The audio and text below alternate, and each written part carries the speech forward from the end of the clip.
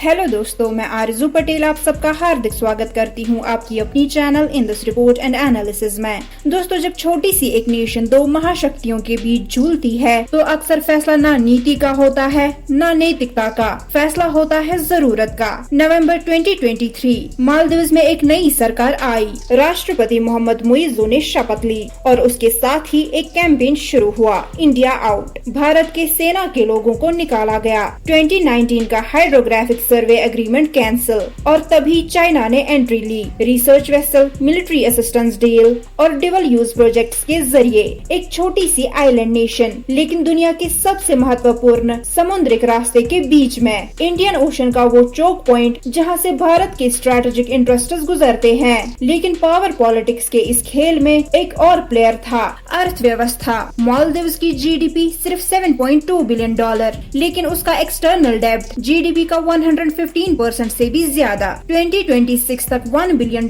का रीपेमेंट करना है। मालदीव्स की हिस्ट्री का सबसे बड़ा डिफॉल्ट रिस्क और इस कर्ज में 60% से ज्यादा किसका है? चाइना का। टूरिज्म पे भी असर पड़ा। 2023 के बाद से इंडियन टूरिस्ट अराइवल्स 33% गिर गए। मालदीव्स की इकोनॉमी, जिसमें 22% टूरिज्म से आता है, हिला दिया गया। तब हुआ एक टर्न अराउंड। अगस्त 2024 एस जयशंकर मालदीव्स पहुँचते हैं। फिर एक हाई लेवल इंडियन डेलीगेशन जाता है और मुइज्जू, वही प्रेसिडेंट जो इंडिया आउट के पोस्ट में आया था, कहता है India is our closest ally. MOU sign होते हैं। INS कमोरता फिर से मालदीव्स जाता है। चावल की supply, sanitation projects, Gan airport redevelopment, GMCP, Bharat वापस सीन में होता है। क्या ये यू टर्न था या फिर एक स्ट्रेटेजिक रीबैलेंसिंग? मालदीव्स समझ चुका है सिर्फ चाइना पर भरोसा उसे इकोनॉमिक और डिप्लोमेटिक आइसोलेशन में ले जा सकता है। लेकिन भारत भी ये समझ रहा है कि मालदीव्स के डोमेस्टिक पॉलिटिक्स के मूड स्विंग्स में पड़ के लॉन्ग टर्म रिश्ते नहीं बनते।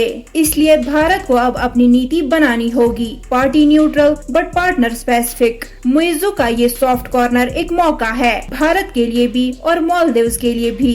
अगर ये रिश्ते दोबारा बनते हैं तो उसका फाउंडेशन होगा pragmatism not propaganda, economic need not ideological noise. सवाल ये है, क्या ये थॉट टेम्परेरी है या इस बार एक सस्टेनेबल डिप्लोमेसी का जन्म होगा?